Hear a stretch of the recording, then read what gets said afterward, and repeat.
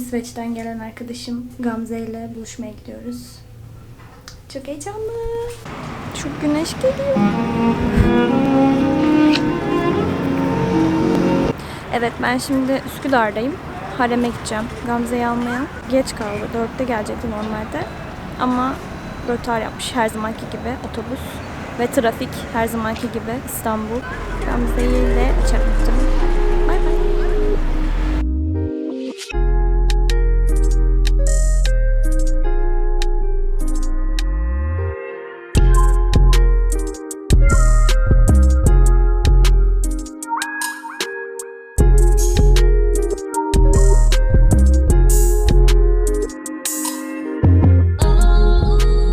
Zibilyon tane durak olduğu için Gamze ile buluşamadık.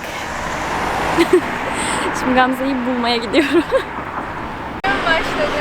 Evet. Hoş geldin. Kaç saatte geldin? 7 falan. Çanakkale'den 7 saatte İstanbul'a tın tın gelen Gamze ile buluştuk. Bu vlogging işini 2017 yılında yapmaya başlamamız gerekiyordu. Gamze ile beraber. Evet. 2017 yılında başlamalıydı. Şimdi 1 milyon abonem vardı. Eğer 2017'de Ya başa başlasaydım. dönelim şu an. Evet. Dişleri taktırmaya gidiyoruz. Dişleri taktırmaya gidiyoruz.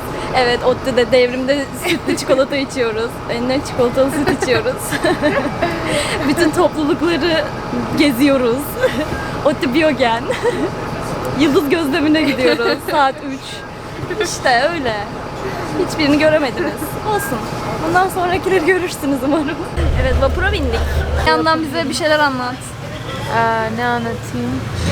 Nasıldı İsveç? Yalnız kaç senedir İsveç'tesin? İsveç'te bir yıldır İsveç'teydim. Sonra Almanya'ya gittim. Sonra Almanya... Ay çok kötü yapıyorum. Ben rezil olacağım. Çok kötü oldu. Onu koyayım şuraya bir yere.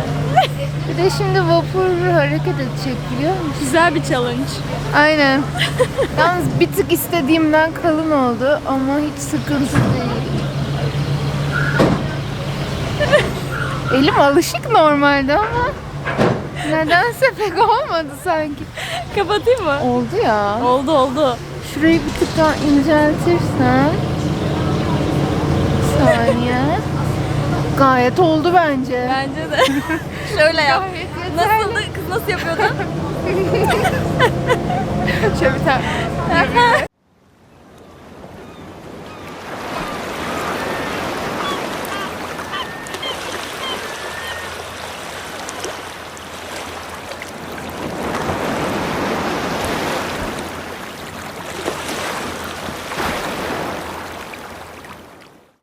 Evet, Gamze neredeyiz?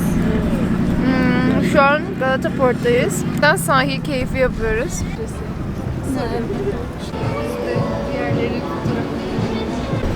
Gamze'nin anlatacak çok şey var. Şimdi size en sevdiğim kahveyi göstereceğim. çıkıyor. Evet, saçım biraz değişik çıkıyor. Gösterelim Bunlar da Bardaklar bayağı güzel. Gel seninle şey yapalım. Röportaj. röportaj. Sen anlat bize. İsveç'te hayat nasıl? Geri dönülmez şu an. Neyini öğrenmek istiyorsan? Ya şu an aslında hayatımın gidişatı nasıl onu öğrenmek istiyorum. Şu an hayatımın gidişatı karmaşık. Yani Çalıştıkça 3 ayım belli, 3 ay sonra ne yapacağım belli değil. Bu şekilde. Ama maaş kazanacağım. Güzel bir şey. Nihayet para kazanacak. Ben normalde hocaya mail atarken hani şey böyle internship falan gibi yazdım. Adam sonra benimle işte görüşme yaparken dedi ki sana para vermeyi teklif ediyorum. Allah'a şükür. Ama bizim laboratuvar olduğu için şey yok. Burada sen background info geçersin. Evet, Gamze moleküler biyoloji ve genetik mezunu ODTÜ'den. Yüksek lisansını da yine Moleküler yaptı. biyoloji. Moleküler biyoloji. Yani Ne çalışıyorsun? bizde- Kök hücre çalışıyor. Aynen. Akciğer gelişimi çalışıyoruz. Sarı sarı. Göstermeyi unuttuk ama gece oldu.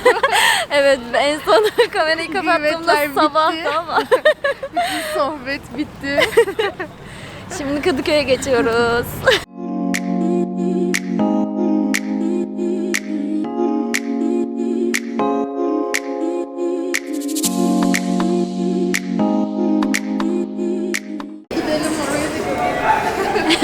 Gamze'ye bugün İstanbul turu yaptırdım.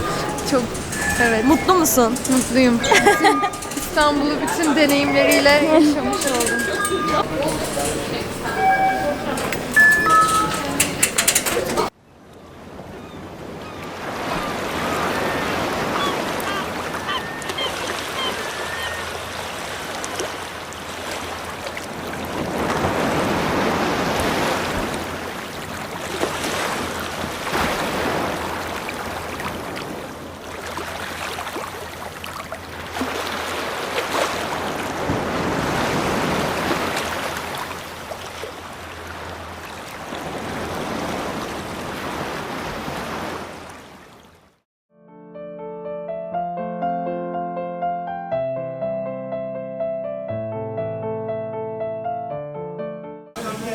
Evet, Gamze'yi ıslak hamburgerci konuşamam.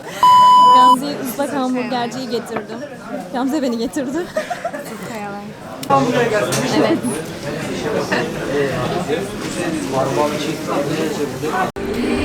Evet, Gamze'ye veda vakti. Evet, beni metroya kadar bıraktığın için teşekkür ederim. Evet, yeni biz tabii görmeyeli Metro. bayağı uzun zaman oldu metroyu da. Kapanmış kendisi. Burası evet kapatmışlar burayı. Ben de İstanbul'da yaşamıyorum, Ankara'da yaşıyorum ama İstanbul'a geliyorum ama evden çıkmıyorum. Ben de görmedim yani. Biz ne zaman, kim bilir ne zaman kapattılar mı acaba?